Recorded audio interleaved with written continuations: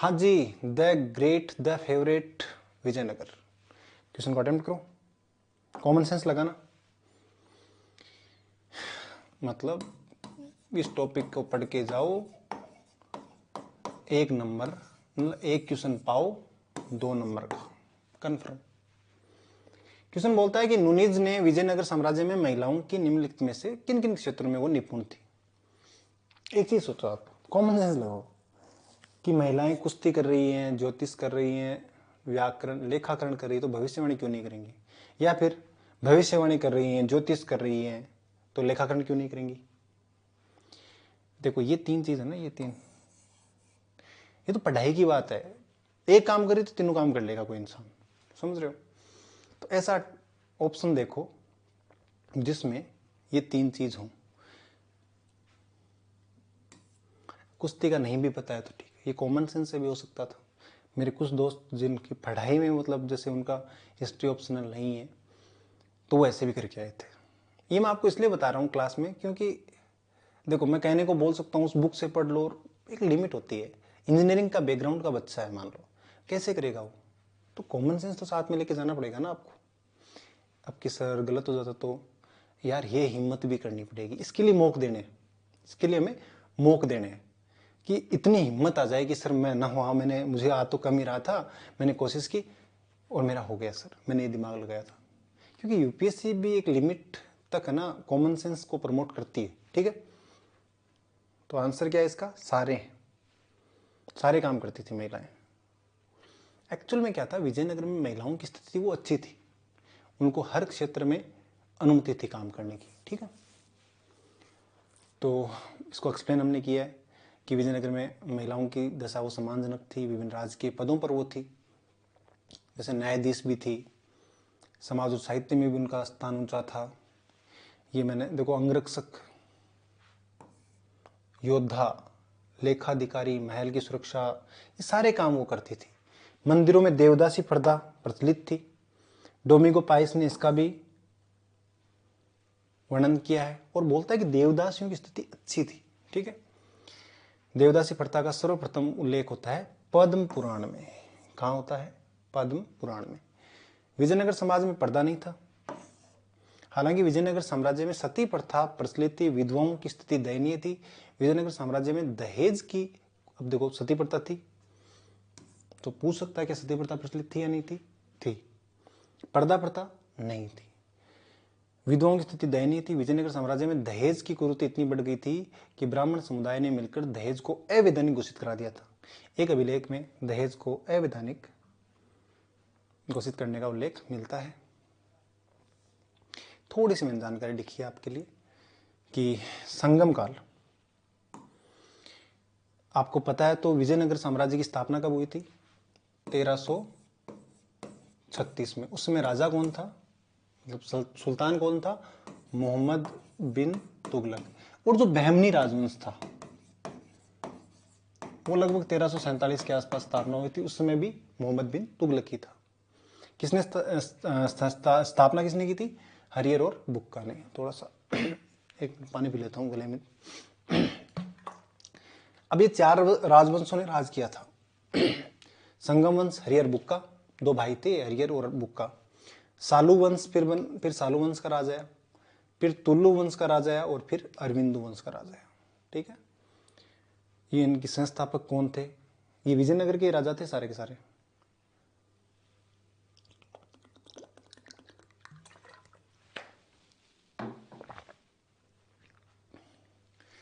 तो ये वहां की प्रशासन के बारे में कुछ है।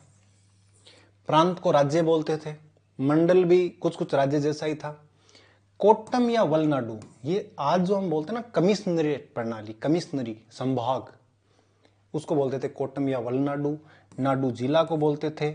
और स्थल या सीमा, स्थल या सीमा है, ये 20 गांव का समूह होता था। स्थल या सीमा है, ये 20 गांव का समूह को बोलते थे। इसके अलावा कभी आ जाए नायंकर व्यवस्था, आयंगर व्यवस्था, ये किस साम्राज्य से संबंधित है? विजयनगर से।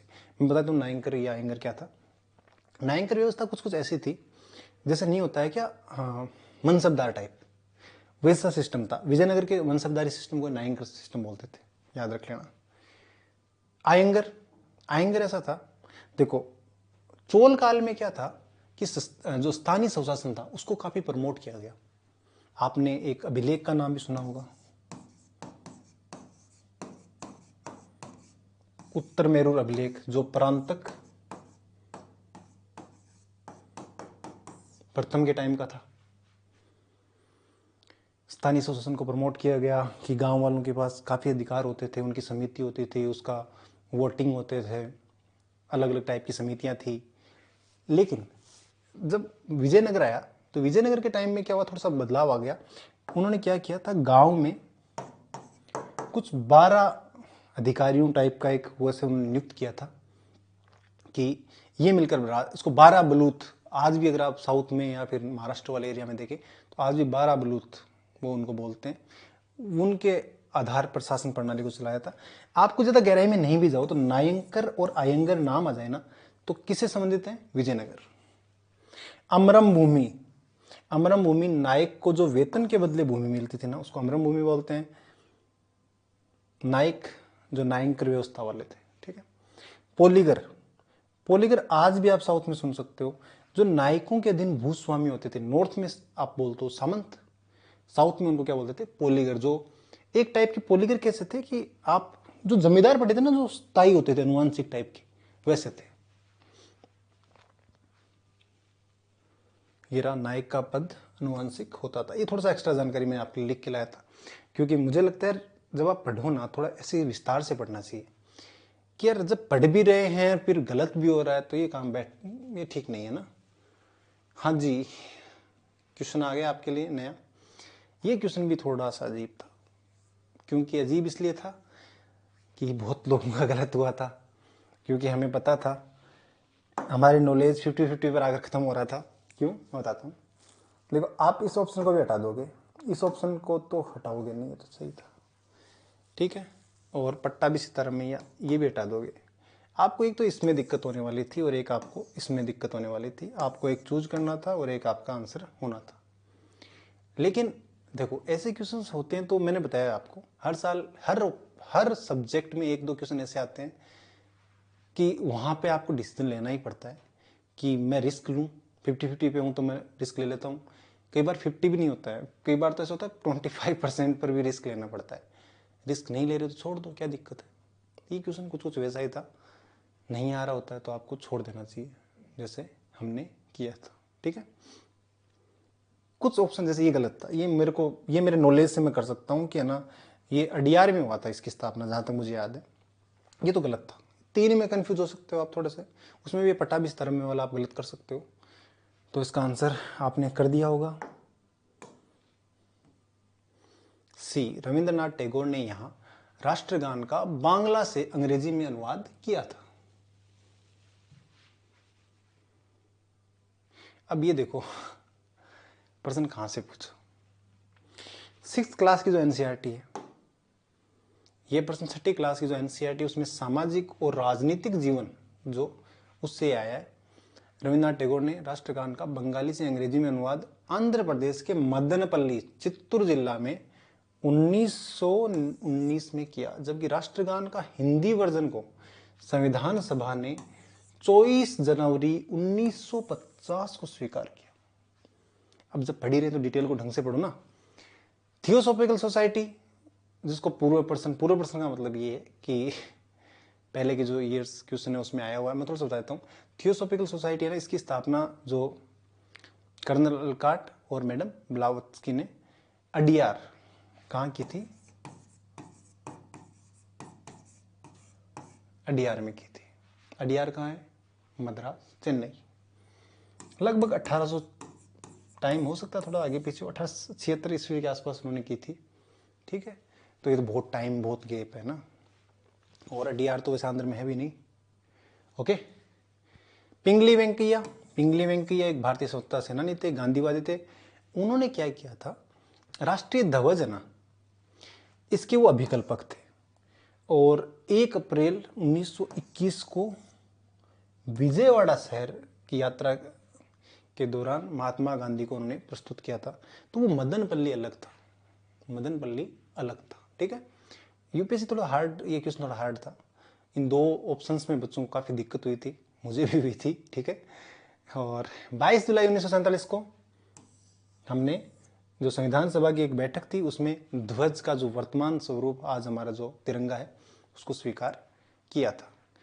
भारत छोड़ो आंदोलन की बात अगर मैं करूं तो ऑपरेशन जीरो आवर के तहत ब्रिटिश सरकार ने सभी बड़े नेताओं को गिरफ्तार कर जेल में डाल दिया था, ये तो पूरे में था, ठीक है ना।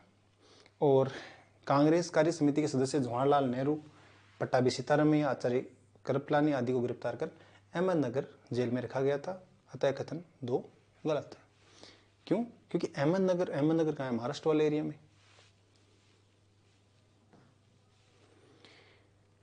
इस क्वेश्चन को किस सेक्शन में रखोगे आप? थीम कौन से में रखोगे? ये है कि आप पूरा जब मॉडर्न पढ़ रहे हो ना तो पूरे नॉलेज पे आधारित है। जब आप फ्रीडम स्ट्रगल पढ़ रहे हो, थियोसॉफिकल सोसाइटी, आप सोशियो रिलीजियस रिफॉर्म्स में पढ़ते हो, तो पूरा एक सम में देख सकते हो इसको। इसकी कोई एक मैं थीम नहीं बना सकता फालतू में। ऐसा नहीं कि मैं खुद को हीरो बनाने के चक्कर में आपको एक थीम बना दूं।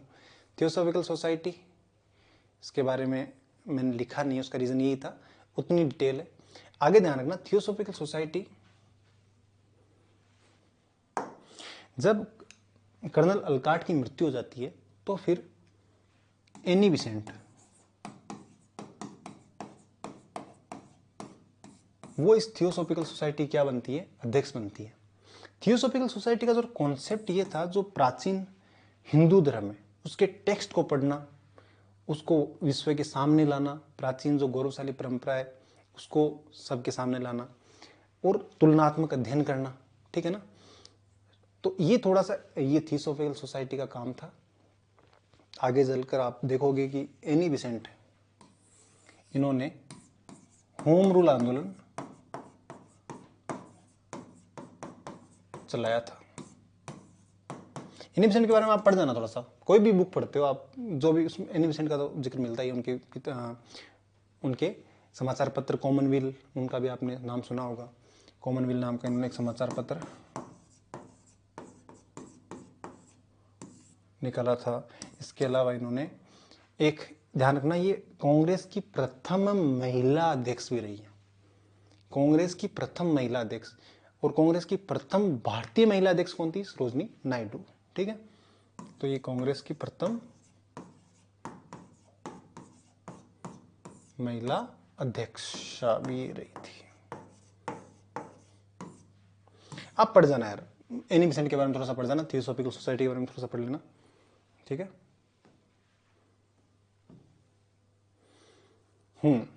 अटेंड करो इसको पॉज करके। थीम वही है कि आप इसको अगर देखते हो तो एक बुर्जोम इन्होंने लिया है नवपाषाण काल से, गणेश्वर इन्होंने लिया है ताम्रपाषाण काल से, चंद्रकेतुगढ़ इन्होंने लिया है आर्ट एंड आर्किटेक्चर की जहाँ से कलाकृतियाँ मिली हैं। आप पुराना अगर टाइम देखो तो मौर्य काल देख सकते हो, ठीक है। तो उसमें जो कलाकृतियाँ मिलती वहाँ से इन्होंने लिए एक, मतलब किसी एक आप थीम में नहीं ले सकते। मेरा सही था, बहुत लोगों का भी सही था। क्यों? क्योंकि इन्होंने इतना ब्लंडर दिया है। ब्लंडर कैसे दिया बताता हूँ आपको यार। बुर्जहोम तो आप हिस्ट्री पढ़ना स्टार्ट करते हो ना तो नवपाषाण काल में आ जाता है, और वो किस लिए फेमस है? चलो ठीक है, आपने प्रीवियस ईयर क्वेश्चन अगर आप एक्सप्लेन देखते हो ना तो उसमें हमने बताया कि बुर्जहोम था, वहाँ पर क्या मिला हमें? एक व्यक्ति के साथ कुत्ते का शव दफनाया हुआ मिला हमें, और नवपाषाण काल का वो स्थल था। तो वहाँ शैलकृत मंदिर ये तो कुछ मिला ही नहीं है यार। नवपाषाण काल में कहाँ मंदिर थे? सोच रहे हो? इसको काटते हो तो ये कट जाएगा, ये कट जाएगा, ये 2 बचेंगे, यानी 3 तो सही है। गणेश्वर तो एकदम सही है। अब आपको चंद्रकेतुगढ़, आप प्रीवियस ईयर्स देखो, चंद्रकेतुगढ़ आपको, अगर आप 20-25 साल के प्रीवियस ईयर्स देखते हो तो चंद्रकेतुगढ़ आपको प्रीवियस ईयर्स में मिल जाएगा। ये है प्रीवियस ईयर्स की ताकत। ये दोनों सही थे। आंसर इसका हो जाएगा 2 और 3। मैंने बुर्जहोम को इनको एक्सप्लेन किया है, आप प्लीज़ आराम से पढ़ लेना, इसका स्क्रीनशॉट ले लो जो भी है। चंद्रकेतुगढ़ ये वैसे बताता हूँ पश्चिम बंगाल में, कोलकाता से 35 किलोमीटर दूर। यहाँ टेराकोटा, बस यही की शब्द है टेराकोटा, इसके लिए फेमस है। गणेश्वर जोधपुरा संस्कृति, ये सिक्कर नीम का थाना राजस्थान में मिलता है। ताम्रपाषाण काल का एक महत्वपूर्ण स्थल था। आर.सी. अग्रवाल ने इसकी यहाँ उत्खनन किया था 1977 में। गणेश्वर ताम्र युगीन सभ्यताओं की जननी है। ये इसका टाइम यहाँ से देखो, हड़प्पा सभ्यता को तांबे की आपूर्ति होती थी। यह स्थल खेतड़ी की तांबे की खानों के नजदीक स्थित है। गणेश्वर से तांबे के जो तीर है, यहाँ से मतलब बहुत सारी तांबे की चीजें मिली है। ठीक है, ओके।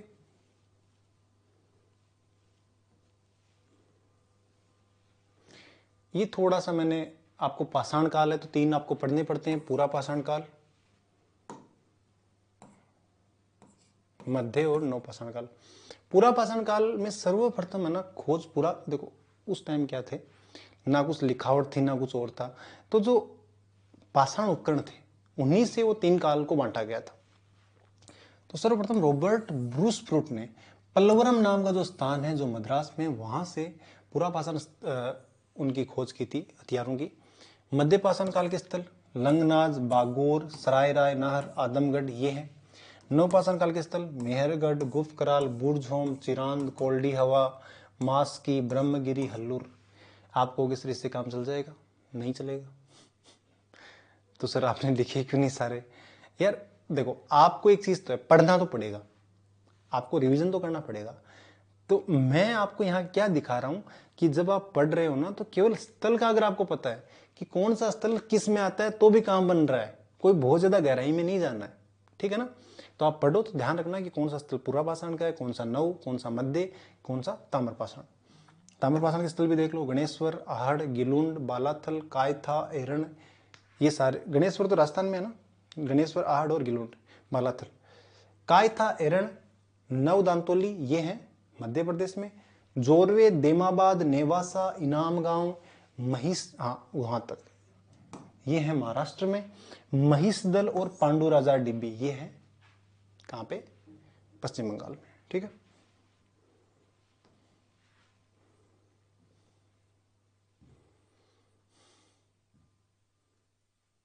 कोई कहता ना कि प्रीवियस ईयर्स कैसे इंपॉर्टेंट है, ऐसे इंपॉर्टेंट है। क्वेश्चन को अटेम्प्ट करो। थीम किंग और किंगडम्स। सल्तनत काल के भी 2 ऑप्शन है, एक तो सल्तनत काल के 2 ऑप्शन ये हैं, विजयनगर का एक, तो मिलाकर भी कर सकते हो सल्तनत काल और विजयनगर, उसमें मिलकर एक क्वेश्चन आया।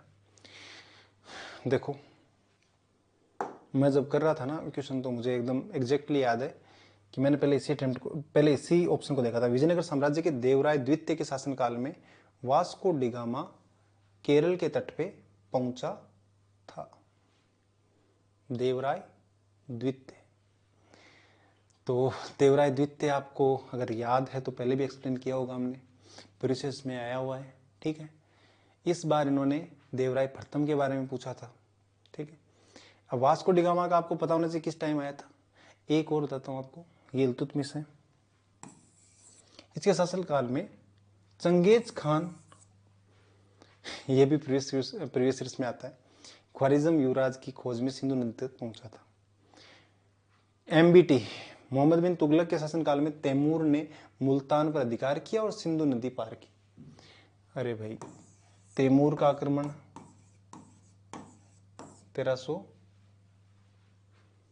नासिरुद्दीन मोहम्मद ऐसे कुछ नाम था, उसके टाइम हुआ था, 1398 में हुआ था।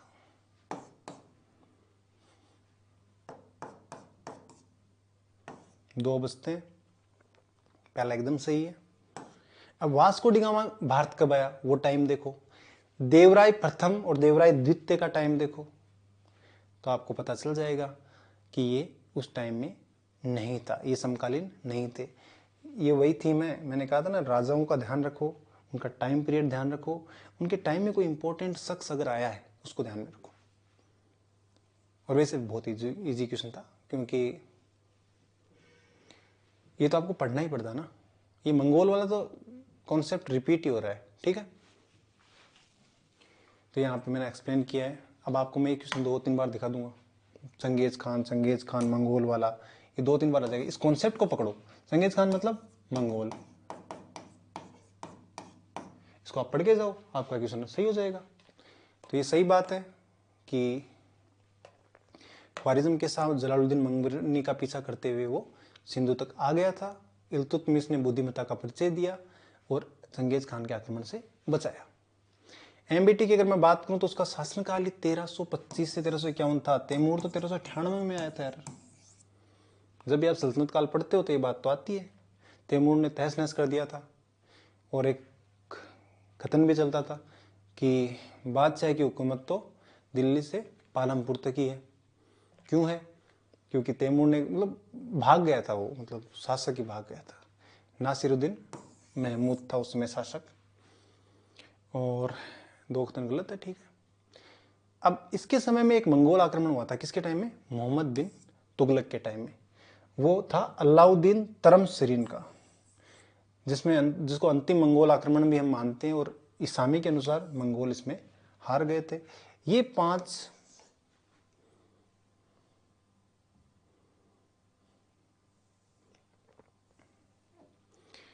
योजनाएं हैं जो मोहम्मद बिन तुगलक के टाइम की फेमस रही है। इनका आपको क्या ध्यान रखना है? क्रम ध्यान रखना है। पहले कौन सा था? दोआब में करवर्दी, देवगिरी को राजधानी बनाना, सांकेतिक मुद्रा का प्रचलन करना, खुरासान अभियान और कराचल अभियान।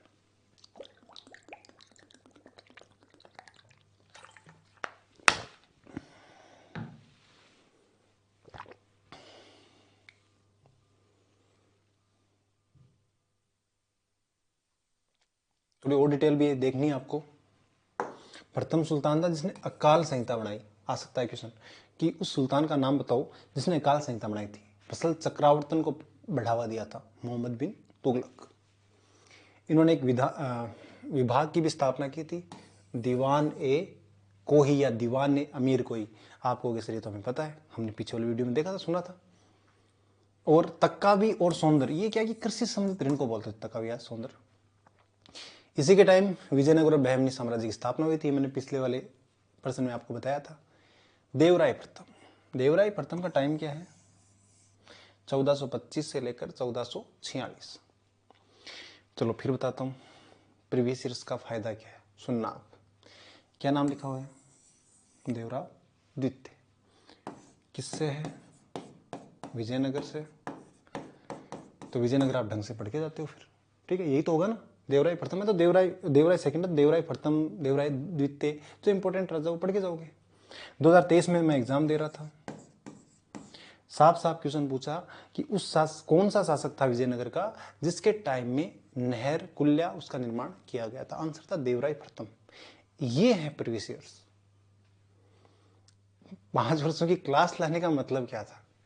आपको कस्टमाइज ये क्लास देने का मतलब क्या था? लोगों ने और ने भी करवा रखा है, लेकिन उसको देखने के बाद भी आपका प्रीलिम्स क्लियर नहीं हो रहा है। उसका रीजन क्या है? इस लेवल तक, गहराई तक आप जब तक सोचोगे नहीं तब तक फायदा नहीं होगा, ठीक है। तो देवराय द्वितीय 1425 से लेकर 1446, ये संगम वंश का महानतम शासक था। अब आप ये बताओ मुझे कि वास्को डी गामा भारत कब आया? ये तो बचपन से सुन रहे हैं, वास्को डी गामा 1498 में आया था, कालीकट बंदर का। पर ये टाइम देखो कितना अंतर है। हाँ, थोड़ा सा इसके बारे में तो मैंने दिखाया। इसको गज बैठ कर कहा जाता था। जनता उसे इंद्र का अवतार मानती थी। उसके टाइम फारसी राजदूत अब्दुल रज्जाक, ये लिखा देखो, इसका ये होता है कई बार अबदू रे जा के आया था। इसने संस्कृत में एक नाटक भी लिखा, महानाटक सुधा निधि। मैंने आपको कृष्णदेवराय के बताए थे नाटक। और वादरायण के ब्रह्मसूत्र पर टीका लिखा। प्रसिद्ध तेलुगु कवि श्रीनाथ और संस्कृत कवि दिनदिमा इसके दरबार में रहे। आपने अष्ट दिग्गज कृष्णदेवराय के दरबार में थे, मैंने पहले एक्सप्लेन किया। वास्को डी गामा जी 1498 में कालीकट आए थे। यहाँ भी मैं आपको एक बहुत इंटरेस्टिंग बात बताऊंगा। वास्को डी गामा कितनी बार भारत आया था? 3 बार। कितनी बार आया था? 3 बार। और जब ये कालीकट के बंदरगाह पे आया था तो वहाँ के शासक कौन थे? जमोरिन कौन थे? जमोरिन कालीकट के हिंदू शासकों की उपाधि थी, जमोरिन। वास्को डी गामा 3 बार भारत आया, और जब तीसरी बार 1524 में आया था तो यहीं इसकी मृत्यु हो गई। कोच्चि में उसे दफनाया गया। अब प्रश्न आ जाए कि वास्को डी गामा भारत 2 बार आया था? नहीं, 3 बार आया था। वास्को डी गामा को पुर्तगाल में दफनाया गया था, नहीं कोच्चि भारत में दफनाया गया था। मोहम्मद बिन तुगलक के बारे में यूपीएससी ने 2022 में क्वेश्चन पूछा, 2021 में भी पूछा, 2022 में भी पूछा, फिर बोलते हैं सर हिस्ट्री बहुत हार्ड है, कहाँ से पढ़े। आप यार कहीं से मत पढ़ो, आपसे तैयारी है ना उसको ही त्याग दो। क्यों? क्योंकि यार ये सामने है ना आपके, कहाँ से पढ़ना है, क्या पढ़ना है, किस लेवल तक पढ़ना है आपके सामने। और मैं तो कह रहा हूँ 2 या 3 क्वेश्चन गलत भी हो जाए तो भी क्या फर्क पड़ता है, 15 में से 3 गलत हो गए, 12 सही हो गए, तो आपका एवरेज देखो कितना अच्छा आ रहा है, ठीक है ना। 1-2 छोड़ के आ जाओ जो नहीं आ रहा है, फिर भी अच्छा परफॉर्म करके आओगे। अब देखो ये मैंने यहां लिखा है देवराय प्रथम, इसको आप पढ़ के जाते हैं तो 2023 में क्वेश्चन सही हो जाता। मंगोलों को पढ़ के जाते हैं तो 2022 का क्वेश्चन सही हो जाता। एमबीटी 2022। तैमूर को आपको पढ़ के जाना है, क्या पता 2024 में पूछ ले। हालांकि मैंने थोड़ी डिटेल थी वो बता दिया आपको, किसके टाइम हुआ था, ठीक है, टाइम भी बता दिया। ये है प्रीवियस ईयर्स, इसीलिए ये सीरीज आपके लिए हम लेकर आए थे, ठीक है। ये क्वेश्चन अच्छा क्वेश्चन था, ठीक था, थोड़ा सा हार्ड भी था, लेकिन हार्ड नहीं था। आप जब 10 ईयर्स की जो प्रीवियस ईयर्स के एक्सप्लेनेशन आप देखोगे, 15 साल 20 साल के, तो एक चीज़ देखो, जब पुर्तगाली आए थे तो पुर्तगालियों के साथ उनके ईसाई मिशनरी भी आए थे, और सबसे फेमस जो संत है वो संत यही थे, फ्रांसिस जेवियर, ठीक है। क्वेश्चन हार्ड था, इसमें कोई मीनमेक नहीं है, मैं इसको स्वीकार करता हूँ, बट क्या हार्ड था तो हम थीम तो पकड़ सकते हैं ना। जैसे मैंने वास्को डिगामा वाला आपको बताया कि उसकी मृत्यु कहाँ हुई, क्या हुई, वो इसलिए तो बताया था कि क्या पता पूछ ले इसी से प्रभावित होकर कि वास्को डिगामा की मृत्यु पुर्तगाल में हुई थी। अब नहीं पढ़ रखा है तो भाई अपना देश से पुर्तगाल तो हो गई होगी, लेकिन आपने पढ़ रखा नहीं, कोच्चि में हुई थी, तीसरी बार भारत आया था तब। तो संत फ्रांसिस जेवियर जेसुइट संघ के संस्थापक सदस्यों में से एक थे, ये करेक्ट है। संत फ्रांसिस जेवियर की मृत्यु गोवा में हुई, यहाँ उन्हें एक समर्पित गिरजाघर है। बस यही गेम हो गया। क्यों हुआ? आप जब यूनेस्को की हेरिटेज साइट्स देखते हो तो उसमें भी गोवा का जो बेसिलिका बॉम जीसस जो एक समारोह होता है वो है, हर वर्ष होता है, और वो इसी संत के याद में है। तो करंट अफेयर में तो था, लेकिन सर इतनी करंट अफेयर का ध्यान कैसे रखेंगे? कोई बात नहीं, उसमें नहीं रख पाए, लेकिन अब तो रख सकते हैं ना। हिस्ट्री से संबंधित कोई चीज़ है, पुर्तगालियों का आगमन या जो यूरोपियों का आगमन है वो हमारे लिए एक इंपॉर्टेंट चीज़ है, वहाँ से क्वेश्चन आ रहे हैं, तो आप तो ध्यान रख सकते हो ना। क्योंकि आप तो 2024 में दे रहे हो, ठीक है, गलत हो गया तो क्या दिक्कत है, 2024 में सही होना चाहिए, 2025 जब भी दे रहे हो सही होना चाहिए।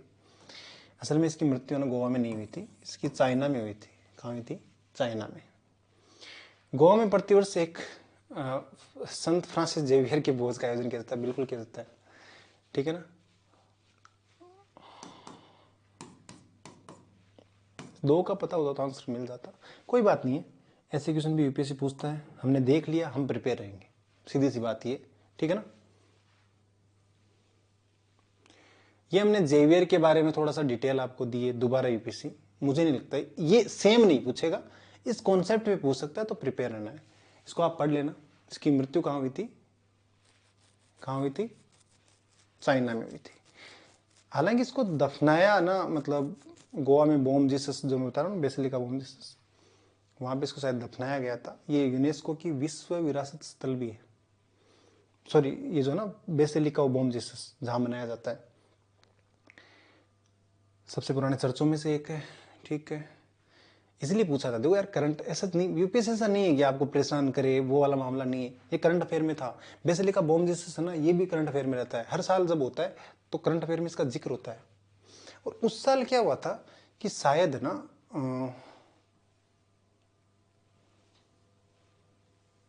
2020 में पुर्तगाल के राष्ट्रपति ने भारत, ये मैं करंट अफेयर देख रहा था ना, वो मतलब जो मैं आपके लिए सर्च कर रहा था, उस साल क्या हुआ था, पुर्तगाल के राष्ट्रपति आए थे, तो वो चर्चा में था, यूपीएससी ने क्वेश्चन पूछ लिया। आपके करंट अफेयर में भी था, आप कोई जो मैगजीन पढ़ते हैं ना उसमें सब में था ये, तो हार्ड क्वेश्चन नहीं है, डरना नहीं है। एक चीज और ध्यान रखनी है, बेरोक शैली। बेरोक शैली जो पुर्तगालियों की निर्माण शैली थी उसको बेरोक शैली बोलते हैं, ठीक है। ये तो आप देख लेना, देखो पुर्तगाली है। देखो इस लेवल तक अगर सोचना सीख गए, आपको एक छोटा सा पुर्तगाली कहाँ कहाँ थे, गोवा, दमन, दीव, ठीक है। अब थोड़ा दिमाग तो आता ही है कि यार उन्होंने कैसे कैसे इन स्थानों पे कब्जा किया होगा। तो गोवा वाला यूपीएससी पहले पूछ चुका है। दमन और दीव, दीव का एक्चुअली क्या है, इस बार 2023 में पूछा कि दीव उन्होंने गुजरात के किस शासक से छीना था, बहादुर शाह से छीना था, 2023 में पूछा है। आप कहोगे सर आपको तो पता है, 2023 का एग्जाम भी आपने दे लिया और ये एक्सप्लेनेशन भी आपने कर लिया, तो आप तो सर ना हमें ना बच्चों को खींच रहे हो, मतलब परेशान कर रहे हो। परेशान नहीं कर रहा, मैं आपको चाहता हूँ कि आप भी इस तरीके का सोचना सीखो। यार टॉपर बने हो, मान लो आप टॉपर बनो और आपको इतना पता हो तो मज़ा आता ना, आप टॉपर बनने के लायक हो। देख देख कर गलत कर रहे हो तो फिर दिक्कत आती है। इसलिए मैं बार बार आपको पिंच कर रहा हूँ कि आप इस चीज़ को सीखो। ये 5 क्लासेस लेने के बाद में ये समस्या नहीं रहनी चाहिए कि क्वेश्चन क्यों पूछा है, ये है ना क्यों क्यों पूछा है। पुर्तगाल के राष्ट्रपति आए थे, उस समय चर्चा में था, हर वर्ष चर्चा में रहता है, इसलिए पूछा था। भाई हार्ड नहीं है। जिस दिन ये समझ गए तो फिर आपके लिए ना सारा काम बहुत ईजी हो जाएगा, ठीक है।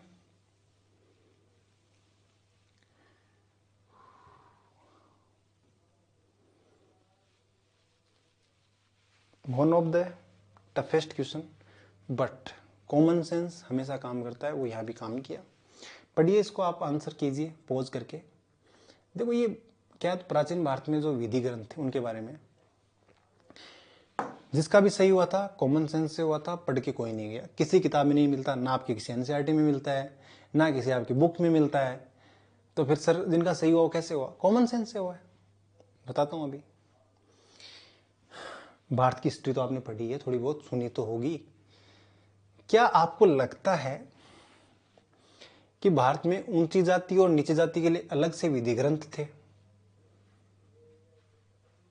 अरे निम्न जातियों के लिए विधि ग्रंथ, मतलब एक ही विधि ग्रंथ होगा उच्च जातियों से निम्न जातियों। तो ये पहला आप खत्म देखो, मिताक्षरा ऊंची जाति की सिविल विधि संहिता थी और दाई भाग निम्न जाति की। यही गेम था, यही गेम अगले ने खेला था और आपको ये पहचानना था।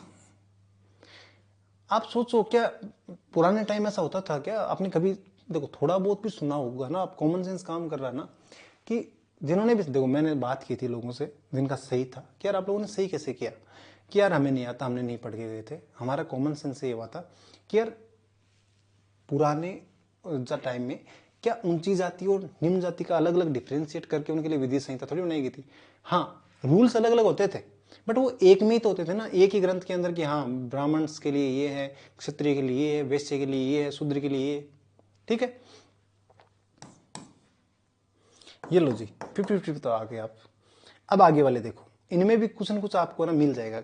मिताक्षरा व्यवस्था में पुत्र अपने पिता के जीवन काल में ही संपत्ति पर अधिकार का दावा कर सकते थे, जबकि दाई भाग व्यवस्था में पिता की मृत्यु के उपरांत ही पुत्र संपत्ति पर अधिकार का दावा कर सकते थे। मिताक्षरा व्यवस्था किसी परिवार के केवल पुरुष सदस्यों के संपत्ति संबंधी मामलों पर विचार करती है, जबकि दाई भाग किसी परिवार के पुरुष और महिला दोनों सदस्यों की संपत्ति संबंधी मामलों पर विचार करती है।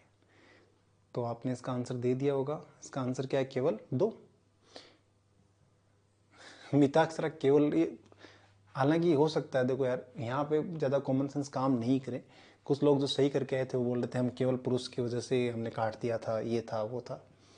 आपका क्या पता, इतना कॉमन सेंस मेरा भी नहीं करे, आपका भी नहीं करे, बट एटलीस्ट मैं कहाँ हूँ 50-50 पे। 50-50 पे आपके लगभग 30 क्वेश्चन होंगे, उनमें से आपको आधे करने ही पड़ेगा, उनको सबको करना ही पड़ेगा, नहीं छोड़ के आ सकते उनको आप, वरना तो आपके क्वेश्चन ही 50-60 अटेम्प्ट होंगे, ठीक है। जिसका एक्सप्लेनेशन हमने किया है। क्या सर ये क्वेश्चन दोबारा पूछ सकता है? क्वेश्चन ये नहीं पूछ सकता, लेकिन जो हमने डिटेल दी है। मिताक्षरा क्या है? मिताक्षरा, मिताक्षरा ये याज्ञवल्क्य के स्मृति पर विज्ञानेश्वर की टीका का नाम है मिताक्षरा, जिसकी रचना 11वीं शताब्दी में हुई थी। विज्ञानेश्वर कल्याणी के चालुक्य राजा विक्रमादित्य सिस्टम के दरबार में थे। देखो इतना डिटेल्स आपको देखनी पड़ेंगी। पहली बात तो याज्ञवल्क्य की स्मृति पर टीका थी, किसने लिखा और ये किसके दरबार में था। ये ग्रंथ जन्मना उत्तराधिकार के सिद्धांत के लिए प्रसिद्ध है, हिंदू उत्तराधिकार वाला। एक जो दूसरा नाम आया था दाय भाग, इसकी रचना की थी जिमुत वाहन ने। सुन लेना आप, ये बंगाल के एरिया में फेमस थी। इसकी लेखक कौन था? जिमुत वाहन। ठीक है, एक चीज और ध्यान रखना, कोलब्रुक ने 1810 में मिताक्षरा का अनुवाद अंग्रेजी में किया था। ये बात इंपॉर्टेंट है, स्टोरी आप पढ़ लेना एक बार। ठीक है, स्क्रीनशॉट ले लो या पोज करके वैसे आप पढ़ लेना। ठीक है, ये देखो, मैं दाई भाग जिमुत वाहन द्वारा लिखित है, बंगाल के एरिया में फेमस था। ठीक है, इसको आप एक बार डिटेल से पढ़ लेना। मिताक्षरा और दाई भाग दोनों में पुरुष और महिलाओं से संपत्ति संबंधित अधिकार है। नीचे मैंने एक हेडलाइन आपको हाईलाइट किया है कि याज्ञवल्क्य के जो स्मृति है वेरी इंपॉर्टेंट, मनुस्मृति और याज्ञवल्क्य स्मृति वेरी इंपॉर्टेंट। इस पर जो टीका किस किसने लिखी है? विश्व स्वरूप, विज्ञानेश्वर और अपराग, इन तीनों ने टीका लिखी है। सभी स्मृतियां विधि विषय ग्रंथ होती हैं। हाँ जी, नेक्स्ट क्वेश्चन आप इसको अटेम्प्ट करो। थीम पकड़ो पहले, थीम कौन सी है?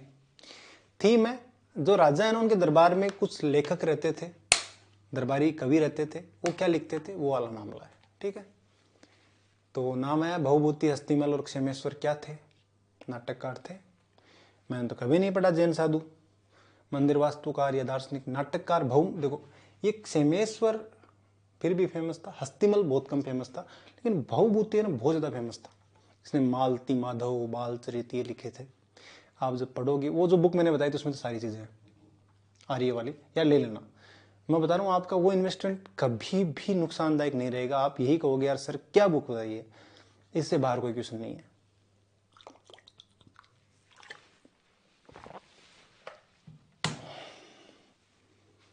तो आंसर इसका नाटककार है।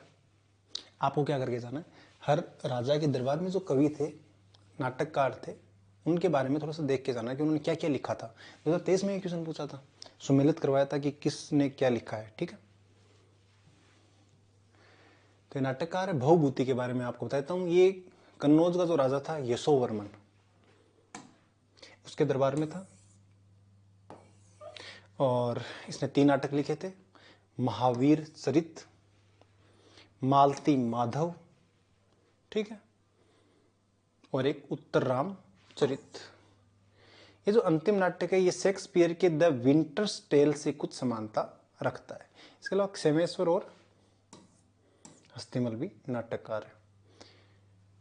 कॉन्सेप्ट, थीम मैंने आपको थोड़ा सा आइडिया दे दिया होगा कि थीम ये है कि आपको कोई भी, देखो उस बुक में क्या है, इस बुक में इन्होंने एक लिस्ट दे रखी है, मैं दिखाता हूँ आपको।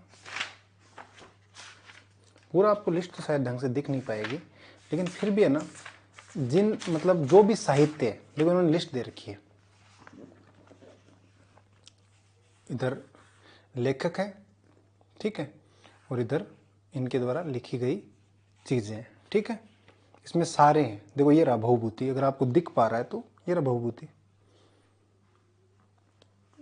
भय भूति, जिसमें मालती माधव, उत्तर रामचरित और महावीर चरित लिखे। ठीक है, और साथ में आपको बताता हूँ 2023 में पूछा गया था सोमदेव सूरी, तो सोमदेव सूरी के बारे में, सोमदेव वीरा। इसके अलावा उसमें और क्या थे, एक हेमचंद्र सूरी के बारे में था, तो ये रहा हेमचंद्र सूरी। हमीर महाकाव्य वाला नयनचंद्र सूरी रहा। ठीक है, तो सारी चीज़ें, तो ये बुक बेस्ट है, तो आप इसको देख लेना।